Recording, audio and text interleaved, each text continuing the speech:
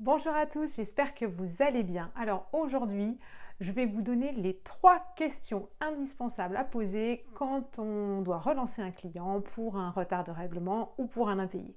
Alors pour illustrer en fait l'importance de ces 3 questions, je vais vous parler d'une expérience que j'ai eue, en fait ma première expérience de relance client et qui me paraît être relativement efficace pour bien intégrer l'importance de ces 3 questions et se souvenir de ces 3 questions si vous êtes amené plus tard à faire des lettres, des relances téléphoniques.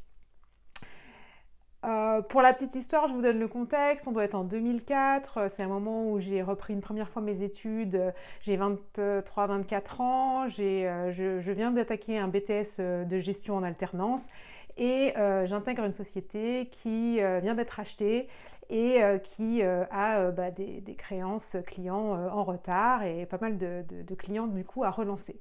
C'est quelque chose que j'ai jamais fait et donc je me dis ma foi, je vais prendre mon téléphone et puis je verrai bien, je vais apprendre. Donc vraiment avec l'idée d'apprendre sur le tas. Ma chef de l'époque me dit voilà, il y a ces clients-là à relancer et on a besoin de savoir quand est-ce que ça va arriver. Donc me voilà partie, le téléphone et puis en route quoi. Hein. Donc j'appelle le premier client et puis voilà, il me dit non, pas de souci, je vais payer, etc. Je raccroche, je vais voir ma chef, je lui dis écoute, j'ai une bonne nouvelle. Lui qui représente, je pense, c'était une des plus grosses factures. Je dis voilà, il va payer, c'est bon. Ah, elle me dit super, mais du coup, il va payer quand? Et là, premier moment de solitude, je me dis, mais payer quand? C'est-à-dire qu'en fait, je n'ai pas demandé, quoi. Donc, je me vois bien que je suis super embêtée, je ne sais pas répondre à la question. Donc, je dis, attends, je retourne l'appeler.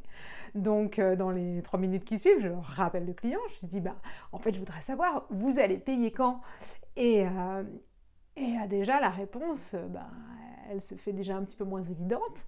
Là où je pensais qu'en fait, juste une relance allait suffire pour qu'ils me disent oui, oui, je vous envoie le règlement tout de suite, il me dit en fait, dans 2-3 semaines. Ah, ok, bon. Sur le coup, je raccroche, mais ça ne gêne pas, je retourne vers ma chef, je dis dans 2-3 semaines. Ok, et du coup, dans 2-3 semaines, il paye combien? Alors là, il m'était même pas venu à l'esprit à ce moment-là que le client puisse payer un autre montant que le montant de sa facture. Donc là, vous voyez bien, je ne sais plus. Franchement, je pense que j'ai fait un blackout à ce moment-là. Je ne sais plus si j'ai rappelé une 3e fois le client ou pas. Toujours est-il que je n'ai pas refait l'erreur et que les clients suivants, déjà, je leur ai donc posé ces 2 premières questions, vous l'aurez compris. Quand est-ce que vous allez me payer et combien vous allez me payer? Et pas juste est-ce que vous allez me payer, d'accord? Quand et combien? Et je rajouterai à ça une 3e question qui est intéressante parce qu'elle donne encore des indications aussi sur le client et sur la façon dont il va s'acquitter de ce qu'il vous doit. C'est comment vous avez prévu de me payer? Est-ce que vous avez prévu de me payer par chèque? Est-ce que vous avez prévu de me payer par virement?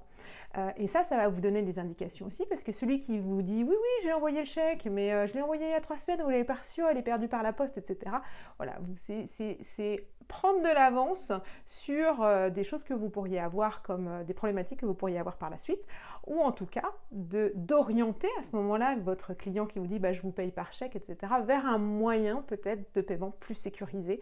Et à ce moment-là, de toute manière, une fois que vous avez posé ces 3 questions, quand, combien et comment, vous allez être dans une situation d'échange avec votre client et ça va vous amener à poser certainement d'autres questions. Dans tous les cas, retenez bien ces 3-là, elles sont absolument indispensables, nécessaires et vous ne pouvez pas faire une bonne relance sans avoir à minima ces 3 informations. À très bientôt!